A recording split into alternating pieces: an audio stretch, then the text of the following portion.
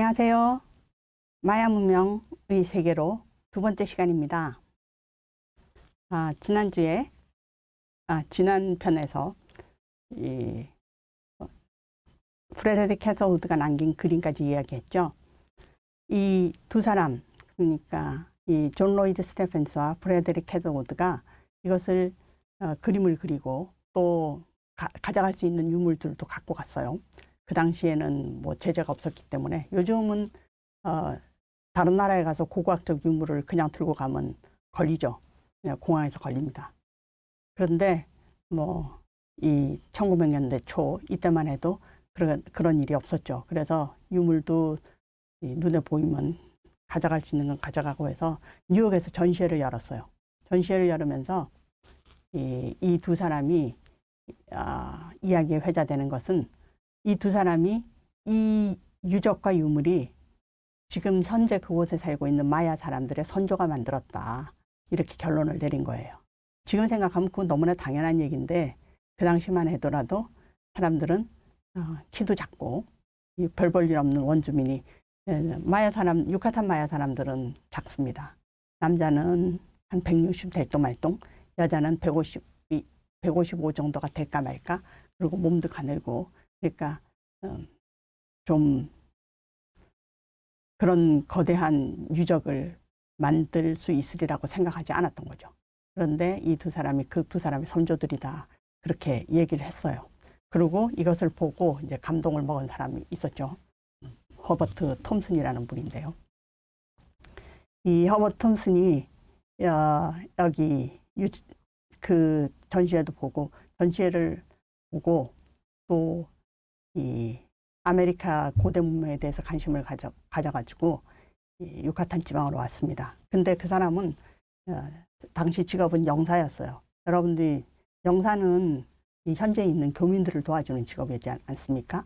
근데 당시 미국 영사는 두 종류가 있었습니다. 한 사람은 실제로 영사 업무를 보는 영사고, 또 한 사람은 이렇게 문화유적 같은 것을 답사해서 본국에 알리는 그런 영사였어요. 그러니까 톰슨은 이제 문화유적을 찾아다니는 영사였던 거죠. 그래서 와가지고 치첸 이사에 와서 이 피라미드를 물끄러미 바라보고 있으니까 동네 사람이 말하는 거예요. 톰슨에게. 당신도 보물을 찾고 있어. 옛날 잉카의 보물이라든가 그런 걸 찾고 다니는 사람들이 많잖아요. 당신이 혹시 보물을 찾고 있으면 여기서 어정거릴 게 아니라 이 성스러운 샘으로 가보시오. 그런 거예요. 그 성스러운 샘에는 왜요? 그러니까 성스러운 샘, 네, 성스러운 샘. 이게 치첸 이사의 전경입니다. 이거는 발굴하고 나서 찍은 거죠. 이 성스러운 샘은 여기쯤 있습니다. 그러니까 지금 쿠쿠칸 신전이 여기 있죠. 여기 있는 데서 쭉 올라가면 여기쯤 있습니다. 이 성스러운 샘에서 의뢰를 했다는 거예요. 그래서 이 성스러운 샘은 세노떼인데요. 샘이 세노떼입니다. 이 세노떼는 사실 이런 곳이거든요. 물이 그러니까 유카탄 지방은 여기가 전부 다 석회암 지대예요. 전부 다 석회암 지대이기 때문에 이 지상에서 비가 오다든가 그러면 전부 다 바위 틈을 빼고 스며들어가지고 지상에 강이 없습니다. 그래서 유카탄에서 물을 구하려 그러면 샘으로 가든지 지하 세계로 가는 수밖에 없어요. 근데 지빌찰뚱 같은 경우에는 이거 다른 유적지인데 여기에 샘이 표면에 있어가지고 여기서 목욕도 하고 지금 여기서 애들이 놀라 그러고 있잖아요. 그런데 치첸 이사의 성스러운 샘은 이런 거예요. 여기가 보이는 높이가 한 15m 정도 됩니다. 그리고 이 넓이도 굉장히 넓기 때문에 그리고 색깔이 지금 녹색이죠. 이 성스러운 치첸 이사의 성스러운 샘의 이 물은 사실 이제 유카탄의 모든 세노떼들은 밑으로 물이 흐르게 돼 있잖아요. 강으로 연결돼 있는, 지하의 강으로 연결돼 있는데 이 성스러운 샘의 이 물은 지하로 연결되는 데가 없는 거예요. 막힌 샘인 거예요. 그래서 여름이 되면 녹조도 끼고 그러는데 여기에 어여쁜 처녀들을 여기는 지금 여기가 사우나입니다. 여기 구멍이 하나 있죠. 여기 어여쁜 처녀들을 비위신 차크에게 바쳤다는 거예요. 그러니까 이 유카탄에서 봄이 되면 유카탄 지방, 이 멕시코와 중남미 전부 다 중미 이쪽이 아열대 지방이거든요. 그래서 이 사계절은 분명하지 않지만은 우기하고 건기가 뚜렷합니다. 그래서 한 5월부터 10월까지가 우기고, 아니 5월부터 9월까지가 우기고, 그 다음이 건기입니다. 그러니까 4월 정도 되면 이 파종을 할 준비를 하는 거예요. 그런데 그때 비가 내리지 않으면 이 유카탄은 물 구하기가 막막하잖아요. 지상에 강이 없으니까 세노댐 때 물을 퍼다가 이 밭에다 줘야 되는 형편이지 않습니까? 그러면서 그렇기 때문에 비위신이 굉장히 중요합니다. 그러니까 그 말이 맞죠. 비위신 차크에게 이제 어여쁜 처녀를 빠뜨린다고 그러는데 그냥 빠뜨릴 수 없죠. 여기 가서 성스러운 이 곳에서 떨어지기 전에 목욕을 하는 거예요. 요거는 일종의 사우나 같은 것인데 요 다 가로막혀 있습니다. 거기 들어가서 이 돌을 뜨겁게 달궈가지고 거기다가 물을 뿌리면 막 뜨거운 증기가 일어나서 그걸로 이제 땀을 흘리고 목욕 체계를 하죠. 이런 데 들어갔다가 나오면 여기 돌아다닐 때 보통 30도가 넘는데요. 갑자기 세상이 시원하고 정화된 느낌이 듭니다. 실제로 그래요. 뭐 여기서 해본 건 아니지만은 다른 곳에서 사우나를 해보니까 그런 정화된 느낌이 들더라고요. 어쨌든 이곳은 그런 장소예요. 그런 장소에서 여기 와서 여기 시멘트로 보강이 돼 있는데 여기 돌이 하나 있지 않습니까? 이 돌에서 떨어뜨린다는 거죠. 이 돌은 여기 보면 여기 있지 않습니까? 제가 요 바로 직전에 서서 찍었어요. 이 사진은. 그러니까 여기서 찍은 거죠. 여기서 찍으려고 그러다가 비신 착한테 잡혀갈까봐 못 찍었어요. 그리고 이 사진을 찍을 때만 해도 참 제가 용감했던 것 같습니다. 저기를 왜 섰나 싶어요. 그런데 지금은 못 써요. 지금은 아예 이쪽에서 여기서부터 다 막혀 있습니다. 못 내려가게 해요. 위험해서. 근데 그 당시에는 해도 들어갔었기 때문에 여기서 사진을 찍을 수 있었거든요. 그래서 여기에 서서 비신 차크에게 처녀를 바쳤다. 뭐 상상도인데요. 이랬다는 거예요. 그러니까 모든 아름다운 장신구하고 그런 것들은 다 이곳에 있을 것이다. 이제 그런 얘기죠. 그래서 허버트 톰슨이 생각하니까 뭐 그럴듯 하잖아요. 거기 사우나 하는 것도 있고, 사우나 하는 곳은 그러니까 의뢰의 장소가 아니면 안 한 거 없거든요. 그래서 한번 발굴해 보기로 마음먹었죠. 그래서 이 피버디 박물관에 도움을 얻어서 1905년부터 10년까지 열심히 발굴을 합니다. 여기 있는 것이 세노테 오브 사크리파이스. 이거는 희생의 셈이란 뜻인데요. 이 성스러운 셈이라 그러기도 하고 희생의 셈이라고도 하기도 합니다. 왜냐하면 희생 의례가 이루어졌던 곳이니까. 성스러운 셈은 스페인어로 세노테 사그라도, 그리고 영어로는 세노테 오브 사크리파이스, 그런 이름으로 두 이름으로 불려집니다. 그런데 클레멘스 코긴스가 쓴 책에 실려진 그림인데요. 여기 보면 뗏목을 이제 만들어서 내려가는 모습이 보이죠. 그래서 이거를 배에다 떼우고, 그리고 지상에는 기중기를 하나 올렸어요. 그래서 이 기중기의 모형이 치첸 이트사에 유적되어 있습니다. 기중기를 뗏목이로 하면 내려가 가지고 진흙을 퍼담아서 올려서 나르는 거예요. 여기 보면 뗏목이 있죠. 그리고 여기 주머니 같은 것이 있지 않습니까? 이거 기중기에서 내린 주머니거든요. 여기서 땅을 파가지고 여기다 이제 툭툭 붓죠. 부어가지고 올리는 거예요. 그래서 올려가지고 채로 쳐가지고 엄청난 사람 기중기를 해가지고 올려놨잖아요. 이게 전부 다 세노테에서 끌어들인 진흙입니다. 이 진흙을 여기다가 올리고 진흙을 내려서 채로 쳐서 여러 가지 유물들을 발견해냈죠. 그래서 5년간 하면서 이곳이 그래도 꽤 깊잖아요. 이 높이가 밖으로 나온 것이 한 15m 되고 안에 있는 것이 한 15m 이상 된다고 생각되거든요. 왜냐하면 이 톰슨도 나중에는 한쪽 귀가 먹었어요. 고막이. 그 잠수를 너무 열심히 하다가. 그리고 5년간 발굴하고 특별히 많은 유물은 찾지 못하고 그만뒀습니다. 그러시면은 이 톰슨이 발견한 것들 중에 이거를 보시면 요것도 그 세너 때 희생의 셈이란 책에 있는 그림인데요. 여기 이게 마야인들의 이 접시죠. 발 달린 접시인데 여기 있는 게 수지예요. 수지가 뭔가니 나무의 끈끈한 액이거든요. 나무의 끈끈한 액인데 여기에 불을 붙이면 향이 나옵니다. 그러니까 일종의 향을 버텨놓은 것이에요. 그리고 이 향과 함께 옥구슬이라든가 그리고 나무 토막, 그러니까 조그마한 우상 같은 거죠. 나무 토막 이런 것들이 많이 발견됐어요. 많이 발견되고 물론 사람들의 뼈도 발견됐습니다. 그런데 이것을 전부 다 피버드 박물관 수장고에 가져가고 이 톰슨은 분석을 하지 않고 그냥 뒀어요. 그래가지고 이것이 보고만 되고 제대로 분석 연구는 이루어지지 못했습니다. 그런데 이 세노테를 발굴한 데는 그래도 의미가 있었어요. 왜냐하면 이 세노테가 실제로 희생 의뢰가 있었다는 것이 증거가 나왔고, 그러니까 또 하버드 박물관에서 도와줬으니까 한 20년쯤 후에 한 10년쯤 후에 1905년부터 10년까지 발굴했으니까요.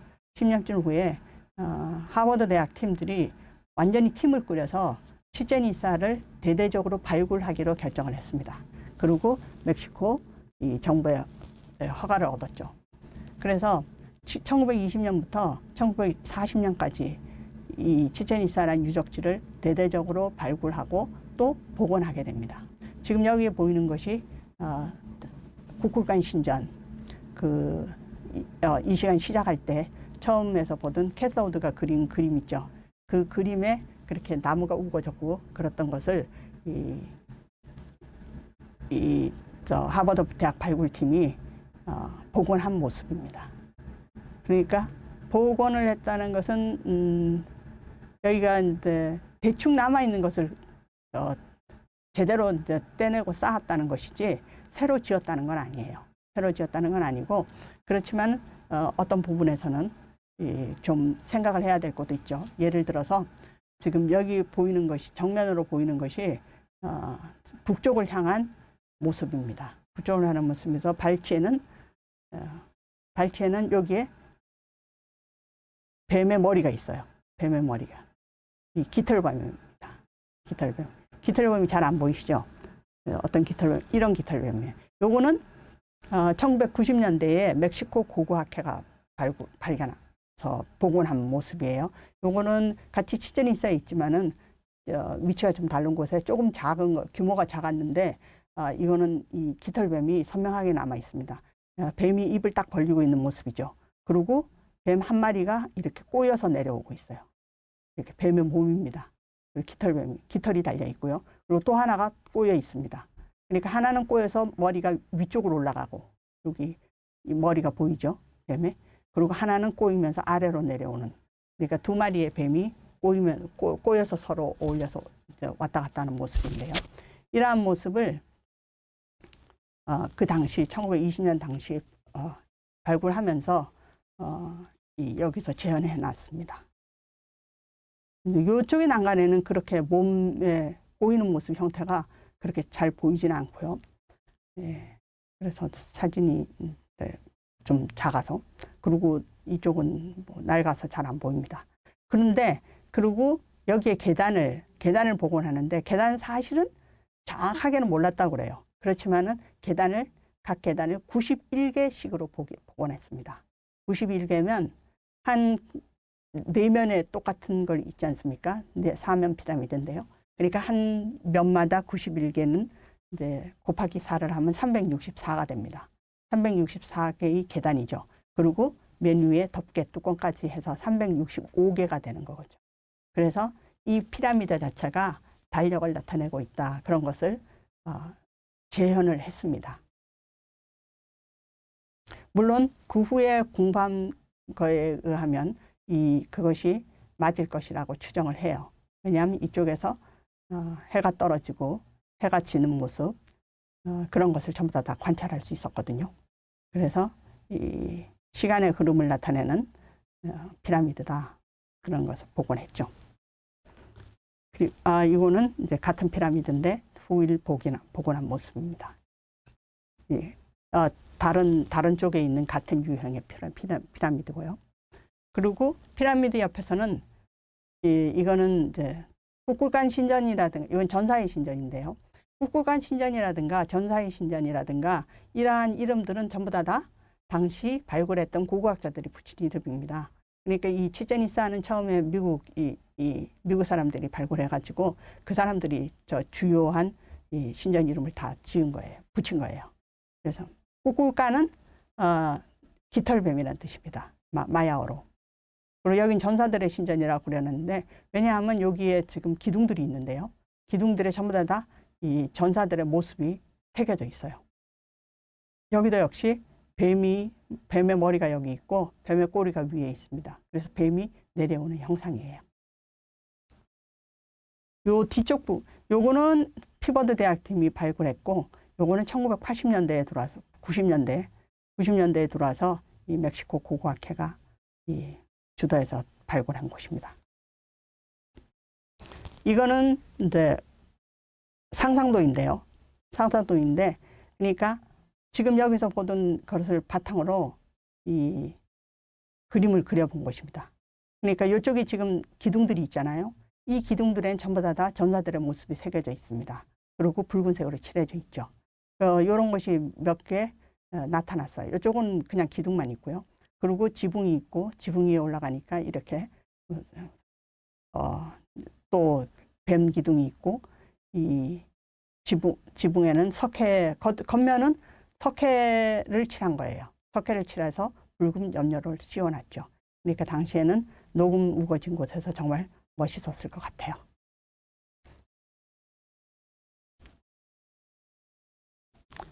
그 옆에 있는 모습입니다. 그 옆에 있는 이쪽은 정면으로 찍은 모습이고 요건 측면으로 찍은 모습이죠. 같은 전사들의 신전인데 요건 측면으로 찍어서 요것은 정면 여기서 본 모습이고 지금 찍은 사진은 이쪽에서 찍은 모습입니다. 이쪽에서 찍은 모습이죠. 네. 그러면 거기서 뱀의 얼굴이 확실히 보이죠. 그리고 그것을 지키고 있는 사람들이 있습니다. 요 사람들이 손을 이렇게 내밀고 있는 것은 그 앞에다 깃봉을 세워놨어요. 깃봉을 세워놨. 아니면 그리고 횃불 같은 거를 끼워놓는 자리입니다. 그리고 이 사람들이 굉장히 복원을 잘 하는 것이 여기 있는 것, 이거 다 무너뜨리지 않고 제대로 복원을 해놓은 부분이 마야의 아치거든요. 마야의 지붕은 이렇게 삼각형으로 되어 있습니다. 삼각형으로 되어 있어가지고, 내부 공간이 상당히 높고 또 여기가 좁아요. 그리고 여기가 이제,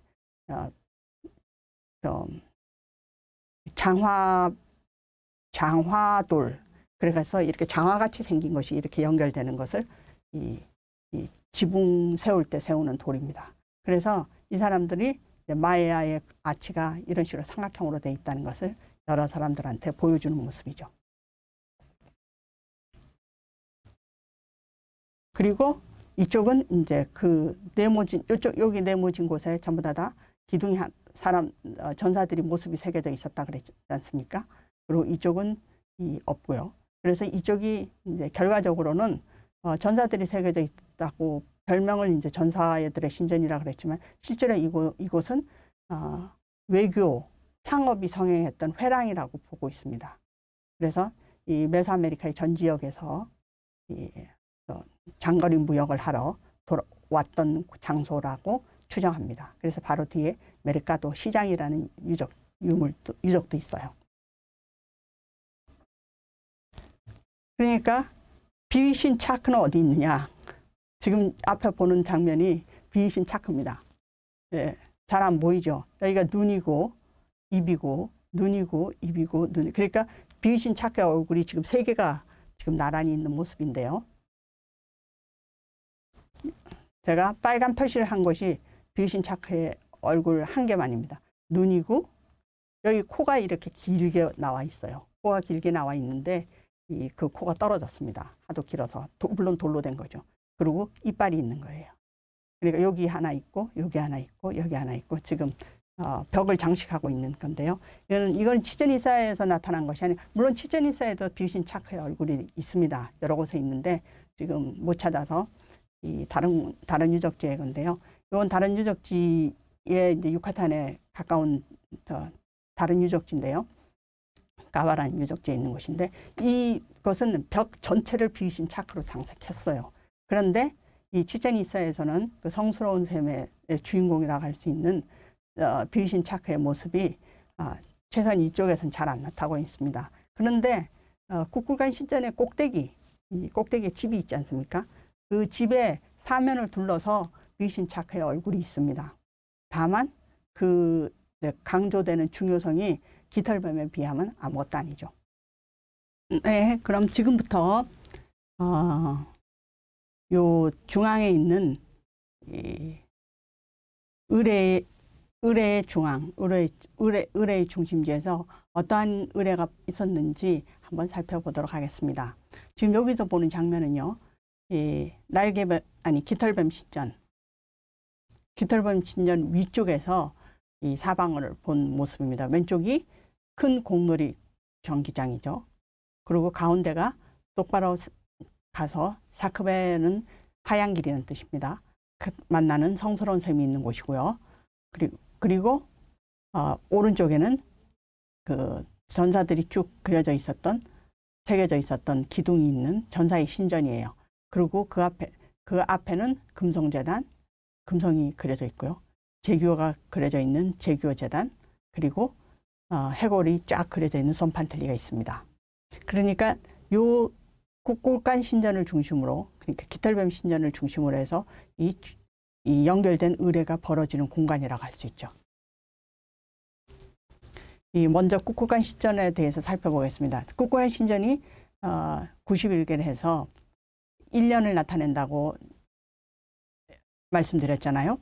그런데 이 하버드 대학팀이 발굴하면서 상당히 새로운 사실을 발견했습니다. 이 사진은 추운 때 찍은 건데요. 추운 때 찍은 건데 추운 때 해가 떨어질 때 그러니까 해가 뜰 때가 아니고 질 때요. 이쪽에 있는 9개의 난간이, 그러니까 벽면이죠. 계단의 모습이 이쪽에 난간에 그림자가 쳐서 이렇게 둥근 뱀의 등의 모습을 보이고 있는 거예요. 여기에 뱀의 머리가 있습니다. 한 장 컵은 요 둥근 해가 많이 기울어졌죠. 그러니까 아까 둥글둥글하게 있던 것이 조금 좀 없어진 듯 하지 않습니까? 등 높이가 좀 낮아졌죠. 그리고 하나 더 하면 여기는 완전히 낮아져서 뱀이 사라진 것처럼 보이는 거예요. 그래서 이것이 깃털뱀이 머리가 아래 있으니까 하강이라고 합니다. 이 사진은 추분 때 찍은 것인데요. 사람이 그래서 별로 없죠. 이 현상이 춘추분에 일어나는데 만약에 이게 춘분 때 이걸 사진 찍으라 그러면 찍을 수가 없어요. 지금 사람들이 너무나 우르르 몰려와가지고 여기에 한 3, 4만 명이 모여 있어서 본다고 합니다. 1년에 여기를 볼 때. 왜냐하면 추분 때는 이쪽이 이 사계절은 뚜렷하지 않지만 건기하고 우기는 뚜렷하거든요. 그러니까 건기 때는 비가 안 오죠. 그러니까 3월 22일은 비가 안 오는데 9월 20일은 아직 우기가 끝나지 않았을 때이기 때문에 비가 오든가 날씨가 우중충하면 이 햇볕이 안 보이니까 이 현상이 안 보이잖아요. 그러니까 외국에서 오는 사람들이 더 많은데 그 사람들이 멀리까지 왔다가 못 보고 가면 안 되죠. 그래서 추분 때는 별로 사람이 없어서 제가 마침 그때 추분 때 발굴을 하고 있었던 관계로 이 사진을 찍을 수 있습니다. 그리고 지금 사람들이 오르락내리락 하고 있죠. 근데 지금은 못해요. 그때는 했는데 90년대에 찍은 건데 지금은 너무 많은 사람들이 여기로 오르락내리락 해서 정말 낡았어요. 막 무너지기 일보 직전입니다. 그래서 이제는 이렇게 오르내리는 사람들을 볼 수가 없는 거예요. 어쨌든 이것을 보면서 요 피라미드는 의뢰를 해질 때 하는 것입니다. 사실은 요 현상이 지금 해질 때는 서쪽에서 벌어져서 북쪽을 바라보고 있잖아요. 그런데 똑같은 현상이 이 아침에는 여기가 남쪽이고 그리고 동쪽에서 일어나는 거예요. 그런데 아침에는, 그러니까 똑같은 현상이 아침에도 일어나거든요. 그런데 이 하버드 대학 팀은 북쪽만 이 복원을 했어요. 이유가 있었죠.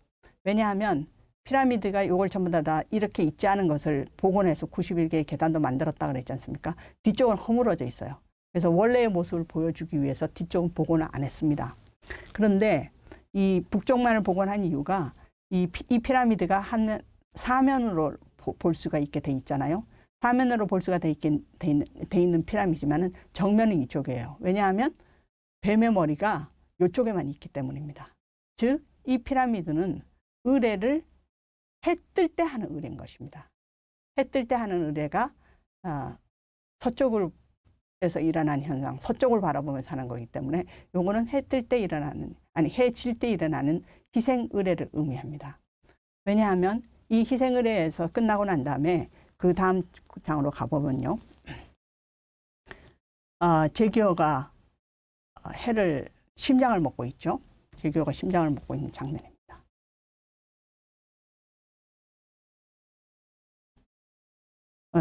요거는 금성재단이거든요. 금성의 얼굴이 여기 있고 여기가 한 해의 흐름을 나타내는 집단이 있습니다. 그리고 역시 잘려진 소라, 금성을 의미합니다. 그러니까 금성이 나타났죠. 제규어가 나타났죠. 그리고 여기 썸판텔리라고 하는데요. 여기는 전부 다 해골들이 있는 것이에요. 이 벽에 해골들이 쫙 그려져 있죠. 실제 해골은 아니고 돌로 조각한 해골입니다. 그렇지만 사람들은 여기서 혹시 단두 의뢰가 있을까 하고 이 무덤을 그걸 발굴해 봤는데 실제 두개골은 두세 개밖에 없었다고 그래요. 그러니까 여기서 머리를 자른 일을 한 건 아니죠. 그리고 제일 중요한 것은 이 공놀이장입니다. 공놀이장 들어간 입구예요. 거기에 보면 제교 재단이 있고 이 사방에 또 그림이 그려져 있습니다. 그리고 역시 여기도 보면 여기 뱀이 보이죠. 뱀 꼬리가 여기 있고요. 뱀의 머리가 여기 있습니다. 그러니까 여기에도 역시 이쪽에도 뱀 꼬리가 있고 두 마리의 뱀이 양쪽에서 튀어나오고 있는 모습이죠. 이쪽도 마찬가지입니다. 이쪽에도 뱀이 내려오는 모습이에요. 그래서 머리가 여기 있고 여기도 두 마리의 뱀이 있습니다. 그리고 안쪽으로 들어가 보면 요거는 정면에서 본 모습이군요. 그렇게 해서 이쪽으로 해서 들어가서 안쪽으로 구기장으로 들어가게 됩니다. 여기가 구기장인데요. 이 구기장이 엄청나게 넓습니다. 여기서부터 여기까지가 97m 정도 돼요. 그리고 이 벽의 높이가 한 10m 정도 됩니다. 그러니까는 혹간에는 저 안내인들이 이 공놀이를 손을 써서 하지 않거든요. 손을 쓰지 않고 다리하고 엉덩이를 써서 하는 것인데 공을 엉덩이로 쳐서 여기 있는 동그란 표시석이 보이지 않습니까? 이 동그란 표시석에서 이거로 공을 싹 집어넣으면 이긴다는 거예요. 그런데 이 표시석이 이 벽이 한 10m 되고 표시석이 한 9m 정도의 높이에 올려져 있습니다. 그러니까 이 마야 사람들이 키가 150밖에 안 되는데 평균 150, 160 정도인데 엉덩이로 차가지고 여기에 넣기는 정말 어려웠겠죠. 그건 아니었던 것 같고 여기가 표시석으로서 이 가운데 있으면서 이쪽 편 땅 따먹기 식으로 이루어지지 않았을까. 이쪽으로 밀려가고 이쪽으로 그렇게 추정하고 있습니다. 그리고 실제로도 여기에서 직접 경기를 하지는 않았을 것 같아요. 왜냐하면 이건 너무 넓고 의뢰용이고 실제로는 이렇게 그 옆에 작은 구기장이 있거든요. 사진이 흔들렸는데요. 이 작은 구기장 이쪽에서 공놀이를 하고 이쪽에서는 아마 의뢰를 했을 것이라고 생각합니다. 그러니까 이 의뢰를 하는 것을 구경하는 거죠. 이 양쪽 벽 뒤쪽으로 계단이 있어요. 그래서 이 위로 올라갈 수 있습니다.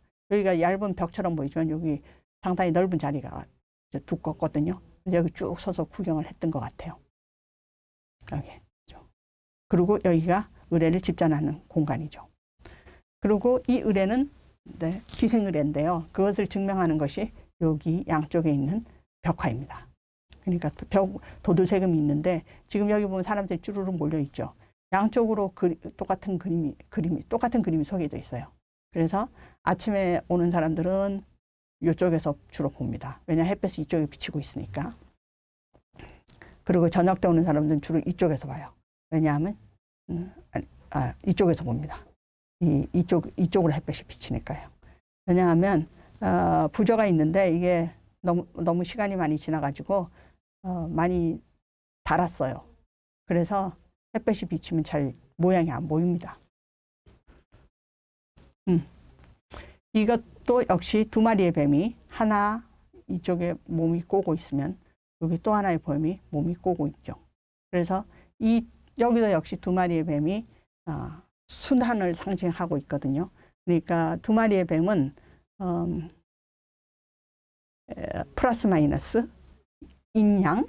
그래서 하나가 사라지면 또 하나가 나타나서 다시 순환하고, 그리고 밤이 되었다가 낮이 되었다가 낮이 되었다가 밤이 되. 사실 같은 존재인데 두 가지의 다른 양상으로 보이는 순환적 본질이라 그럴까요? 그걸 나타내고 있습니다. 이 치제니사 전체 이 의뢰 게텔뱀 신전의 의뢰 전체가 그런 모습을 나타내고 있거든요. 이 벽화인데요. 벽화가 아니고 벽 도들새김이겠죠. 새겨놓은 것입니다. 여기 얼굴이 보이죠. 그리고 손에 도구 같은 게 있고 팔에는 이렇게 보호대를 하고 있고 칼 같은 것을 차고 있습니다. 잘 안 보이시죠? 이 벽화를 그대로 베껴 그린 것입니다. 존 몽고메리라는 분이 그린 것인데 함시에서 했고요. 그리고 보니까 여기 손에는 칼을 들고 있지 않습니까? 여기에도 무슨 긴 칼 같은 것을 꽂고 있고요. 그리고 그 사람은 다른 사람의 머리를 잘라서 피 흐르는 목을 들고 있네요. 그리고 여기는 쫓아가는 사람. 여기도 역시 팔 보호대를 하고 있고, 여기 보면 이 사람들이 공놀이를 했었다는 것이 다리 무릎팍 보호대를 하고 있어요. 요거는 이제 오른발을 눕혀서 광 칠 때 쓰는 자세를 사용하기 위해서 무릎팍 보호대. 왼쪽은 차는 것으로 해서 그런 스타일의 보호대를 안 하고 있습니다. 그래서 전부 다 이 사람들이 전사이지만은 전사의 모습을 하고 있지만 공놀이를 했다는 것을 알 수가 있거든요. 네. 그 옆에 있는 그림이 굉장히 유명한 그림입니다. 이 그림을 보면 옆에 손에 목을 들고 있는 이 전사죠. 그 사람의 몸은 이쪽에 있습니다. 몸이 이쪽에 있으면서 그 사람의 머리에서 뱀 6마리가 나오고 있죠. 실제로도 이렇게 보면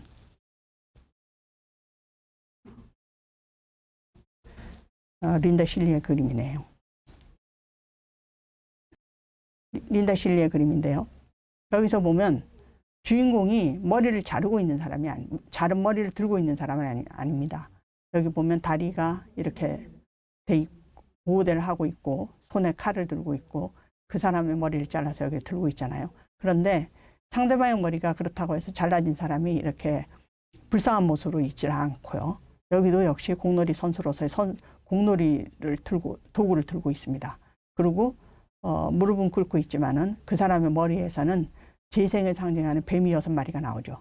그리고 그 일이 어디서 이루어졌느냐? 그 사람 또 여기서 근데 지하 세계에서 물에서 피는 꽃입니다. 그러므로 그리고 이제 공놀이로 사용했던 공은 해골바가지였죠. 그래서 지하 세계에서 새로운 부활을, 이 사람이 죽어서 부활을 하는 거예요. 부활하는 영원한 세계를 상징하는 거죠.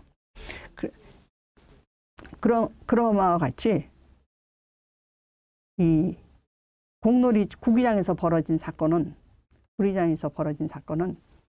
이 사람들의 이제 순환 철학을 그대로 보여주고 있는 것인데요.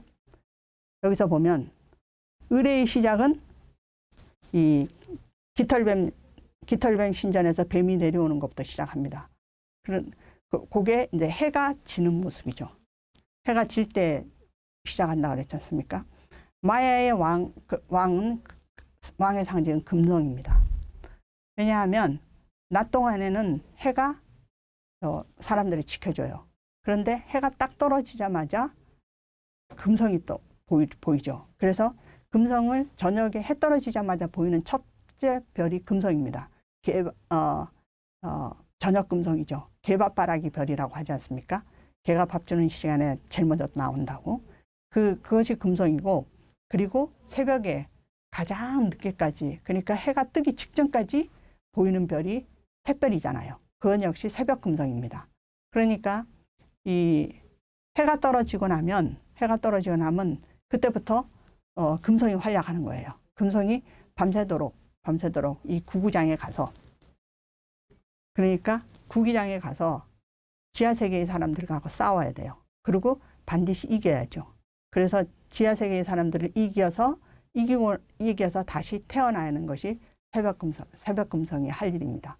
그리고 해가 다시 태어나면 그때부터 이제 하루가 운영되는 거죠. 그래서 보면 요거는 새벽 금성이에요. 그 밤새도록 일을 한 왕의 상징이겠죠. 그리고 시간이 지나가는 겁니다. 그래서 보면 여기 제규어가 이 심장을 움켜쥐고 먹고 있는 것은 제규어는 저녁의 상징이거든요. 그러니까 하루의 진해예요. 하루의 진해를 상징하고 있는 것이고, 금성이 상징하고 있는 것은 아침 해를 의미합니다. 여기서 보는 바와 같이 새벽별이죠. 여기 이 새벽 샛별을 표시하는 금성이거든요. 그래서 이 의뢰 전체가 시간의 흐름에 따라서 왕의 할 일을 나타내는 거죠. 그러니까 공놀이가 희생의뢰라는 것은 수많은 날들이 지나간 것을 말해요. 그리고 그 수많은 날들이 지나가서 새로운 날이 태어나는 거죠. 그 새로운 날을 태어나는 일을 하는 것이 왕의 일입니다. 그렇게 해서 여기 이제 솜사틀리에 있는 해골은 수많은 죽은 날들이에요. 수많은 죽은 날이 지나가고, 이 수많은 죽은 날이 지나가고 난 다음에 새로운 날이 왔겠죠. 그러나 이것이 이제 상징으로만 되어 있고, 실제 해골은 별로 나타나지 않았다고 그랬잖아요. 그러므로 여기에서 공놀이를 하고 의뢰는 했지만은 실제로 희생 의뢰는 아마도 세노 때 성스러운 삶, 희생의 셈에서 일어나지 않았을까 생각합니다. 마지막으로 그러면 치첸 이사의 성스러운 셈이 1905년에 발굴됐잖아요. 수중 탐사를 해서 1905년에서부터 9년까지 약 5년간 허버트 톰슨이 발굴했거든요. 그리고 그것을 계기로 해서 1920년에서부터 40년까지 미국의 하버드 대학 피버디 박물관을 후원으로, 하버드 대학 피버디 박물관을 후원으로 치첸 이사의 가장 중요한 부분, 의뢰 중심지를 발굴했습니다. 그리고 그 발굴 한 결과는 대부분 의뢰의 장소였지만은 비위신착하기보다는 이 시간의 흐름에 대해서 의뢰를 순한 철학을 엿볼 수 있는 그러한 의뢰의 장소였다고 생각합니다. 그런데 그것이 발견되고 난 다음에 이 희생 의뢰를 실제로 어디서 했는가는 잘 밝혀지지 않았잖아요. 그 광장에서는 손판들리는 그것이 아니었다는 것이 이제 밝혀졌고요. 그렇게 해서 이 희생의 셈을 멕시코 고고학부에서 대대적으로 다시 한번 발굴해 보기로 했습니다. 제대로. 그래서 1961년 윌리엄 홀란이라는 분이 제의를 했고요. 윌리엄 홀란도 미국 분입니다. 그런데 이분은 귀화해서 멕시코에 살고 있고 캄페체 대학의 연구소를 개설하셨죠. 지금은 굉장히 나이가 많으신데요. 그리고 제의해서 마침내 67년, 8년에 노만 스코트 이분은 이제 잠수를 대표하고요. 그리고 로만 피네찬 이분은 고고학자십니다. 스승님이기도 했었고요. 이분들이 이제 대대적으로 발굴하는 겁니다. 말씀드렸다시피 이 세노 때는 이 샘은 물이 흐르는 샘이 아니라 탁하다고 그랬잖아요. 여름에는 완전 록드 라테를 일으키죠. 그래서 제일 먼저 한 것이 물을 깨끗이 한 거예요. 화학약품을 뿌려서 물이 파랗죠. 이게 같은 세노 때라고 생각이 되십니까? 여러분 물을 파랗게 하고 그리고 잠수부들이 본격적으로 들어와서 드러내는 거예요. 상당히 허버트 톰슨이 발견한 거랑은 다르죠. 허버트 톰슨은 진흙덩이를 그냥 들어올렸잖아요. 그럼에도 불구하고 이 화학약품으로서 물을 맑게 할 수 있는 깊이는 한 4m 정도밖에 안 된대요. 그래서 세노 때 물을 거의 다 파내다시피 했습니다. 왜냐하면 10m 이상의 아래층에 있었기 때문에. 그래서 어쨌든 가장 큰 일이 잠수부들과 함께 물을 떠내는 일이었던 것 같아요. 그렇게 해서 발굴을 해서 대대적으로 발굴해서 정말 엄청난 양의 유물을 들어올렸어요. 이거는 뗏목도 규모가 다르죠. 이 공중 촬영한 것인데 67년에 7, 8년에 발굴한 것이 이 수많은 사람들이 동원돼서 전부 다 분류를 하고 있습니다. 여기 유물이 잔뜩 있죠. 분류를 해서 뒤에 있는 분이 노만 스코트 그분인 것 같아요. 그분인 것 같은데 이 세노 때 성스러운 세노 때 앞에 놓아놨습니다. 그야말로 해골이 질비하죠. 해골이 질비하고 토기하고 그 다음에 다양한 유물들 하는데 여기서 보이는 것은 유골들이고요. 그리고 수많은 그 향료, 요것도 톰슨이 발굴했을 때도 많이 나왔지 않습니까? 근데 채색 토기였고 그때는 몰랐는데요. 여기에 나무 수지 그리고 향을 피우면서 갔죠. 그리고 나무로 만든 조그마한 우상들 그리고 금으로 만든 우상들. 그런데 이 금은 유카탄 지방에서 나는 게 아니에요. 멕시코나 이쪽에서 나는 것이 아니고 이게 니카라구아 쪽에서 왔다고 생각이 되거든요. 그러니까 니카라구아는 그 유카탄 반도를 전부 다 지나서 중위의 쪽까지 했는데 거기까지 치첸 이사의 명성이 알려졌다고 할까요? 그리고 이 토기는 이 후기 고전기에서 많이 쓰는 토기입니다. 근데 가운데 빵 뚫려져 있죠. 이 빵 뚫려져 있는 이유가 토기를 죽이는 거예요. 토기를 죽여서 죽은 사람이 사용할 수 있게. 그리고 이것은 전형적인 저 유카탄 북부 지방에서 우기에 쓰던 토기의 모습입니다. 그리고 요거는 흑요석인데요. 그러니까 흑요석은 멕시코 시티나 시티 근처나 과테말라의 고지대 쪽에서 온 것입니다. 그래서 이 유물을 보니까 이 치첸 이사의 성스러운 샘의 의뢰에는 정말 지금도 전 세계에서 구경하러 오지만은 그 당시에서도 마야 세계 전역에서 몰려들었다는 것을 알 수 있습니다. 그래서 마지막으로 생각을 해보면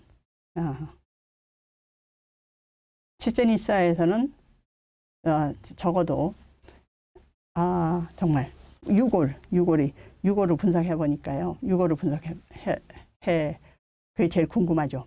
유골은 2000년대에 들어와서 제대로 분석이 됐습니다. 2000년대에 됐을 유골이 근데 안타깝게도 유골의 60%는 미성년자로 추정되었고요. 성인이 40% 정도밖에 없었어요. 성인 중에 한 30% 정도는 여자고 70%가 성인 남자였거든요. 그러니까 이거를 가만 보니까 이 유골은 2000년대에 와서 복원됐잖아요. 그리고 치첸 이사의 이 성스러운 샘으로서 이제 활약을 했을 때는 적어도 1200년 이전 정도일 겁니다. 그러니까는 800년 동안이나 사실은 버려져 있던 거죠. 그런데 그 사이에도 치첸 이사는 사람들이 굉장히 성스러운 장소라고 생각하고 향료를 바치러 가는 사람들이 많았어요. 그리고 봄이 되면 물이 항상 부족하고요. 그래서 잠수사, 이제 이 세노테를 많이 발굴한 잠수사 기에르모 안다라는 분의 말에 의하면 어린애들을 그렇게 많이 바쳤다고 그래요. 그러니까 부모님들이 밭에서 일하는 사이에 어린애를 유괴해 가가지고 성스러운 셈에 바치는 거예요. 아마도 그러한 세월이 오래였기 때문에 어린애들이 많았던 것 같습니다. 의뢰 자체는 어린애하고는 상관없는 의뢰잖아요. 이 고대 사람이. 그리고 고대에는 이 의뢰 자체가 상징이 전사지 않습니까? 전사가 밤에 내려가서 싸워서 다시 해를 일으키는 거죠. 해가 뜨게 하는 거죠. 그러니까 여기서 치첸 이사의 성스러운 셈에서 죽을 수 있는 사람은 그 옛날에 이제 원칙에 의하면 성인 남자라야 됩니다. 전사라야 되기 때문에. 그러니까 어여쁜 처녀는 자격이 없죠. 전사가 아니니까요. 그래서 이 두 가지 여기 신들의 얼굴이 있는데 하나는 깃털뱀, 하나는 빙신 차크입니다. 그런데 아무래도 깃털뱀이 여기서 주요의 신인이었으니까 어여쁜 처녀는 안 빠뜨려졌겠죠. 실제로도 어여쁜 처녀가 갖고 있을 것 같은 장식물은 우리가 봤을 때도 하나도 없었습니다. 의뢰용 장식물이었고요. 네, 여기까지 이 치첸 이사의 세노테에 대해서 말씀드렸습니다.